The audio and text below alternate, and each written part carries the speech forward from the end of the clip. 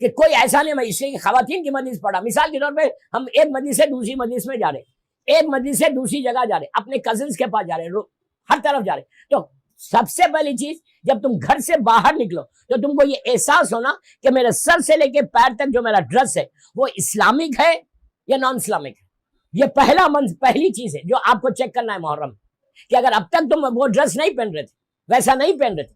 اور ایک چیز آپ بولیں گے میں حجاب کر رہی, اگر حجاب ٹائٹ ہے, میں زیادہ ڈیٹیل میں نہیں بول سکتا ممبر سے, حجاب اگر ٹائٹ ہے, آپ کا جو حجاب پہنے ہوئے وہ ٹائٹ ہے تو وہ حجاب نہیں ہوتا.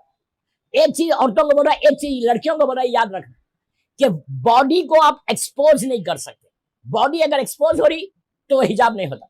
تو اب ہماری ذمہ داری, پہلی ذمہ داری کیا ہے کہ پراپر کٹ میں باہر آنا. جتنا تم پراپر کٹ میں باہر آؤ گے نا, اتنا تم اسلام کی, تم امام حسین کی کامیابی یا امام حسین کی مدد کرنا چاہ رہے.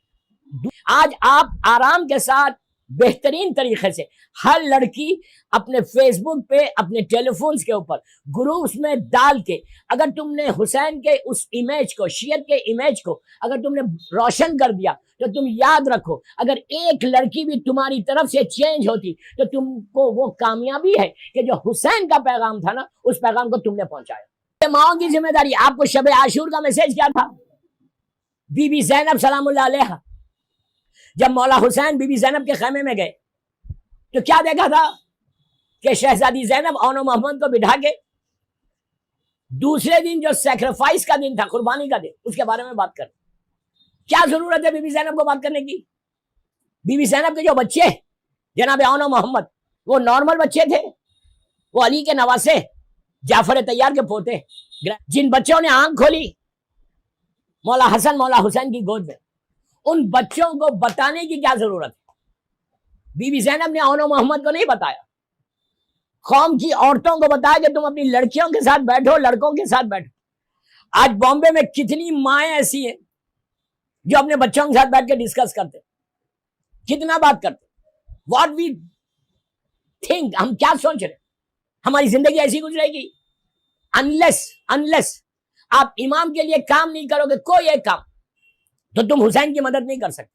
حسین کی مدد کرنا ہے تو آپ کو مولا حسین کے لیے کوئی نہ کوئی کام کرنا ہے. تیسری چیز جو میرے اوپر بڑا پریشر ہے اس مجلس میں, مسلسل میں فون سے آئے کہ آپ لیڈیز مجلس پڑھے, یہ 2-3 باتیں ضرور بولیں کہ دیکھو دوستو, اب تم عزاداری کر رہے ہیں. عزاداری کیا ہے؟ مولا حسین کی یاد ہے. حسین نے کس کے خلاف آواز بلند کی تھی؟ ظالم کے.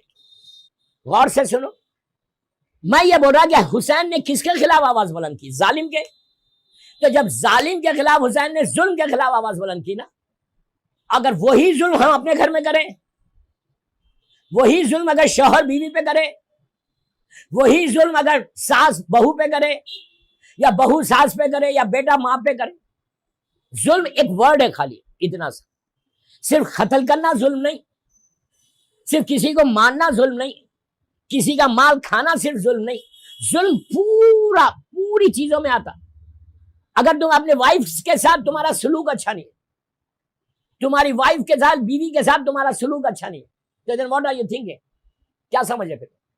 تمہاری عزاداری قبول ہو رہی ہے, تمہاری نمازیں قبول ہو رہی ہے, تم کیا میسج دے رہے کربلا کا؟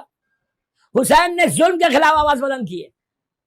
وہ مائیں کہ 4 کیسز اس وقت ہے, اس وقت یہاں پہ 4 کیسز نکال دیا لڑکی کو 6 مہینے میں, 8 مہینے میں, اینڈ دین یو سے کہ یو آر فالوور آف امام حسین. ظلم نہیں ہے, یہ ظلم عظیم ہے.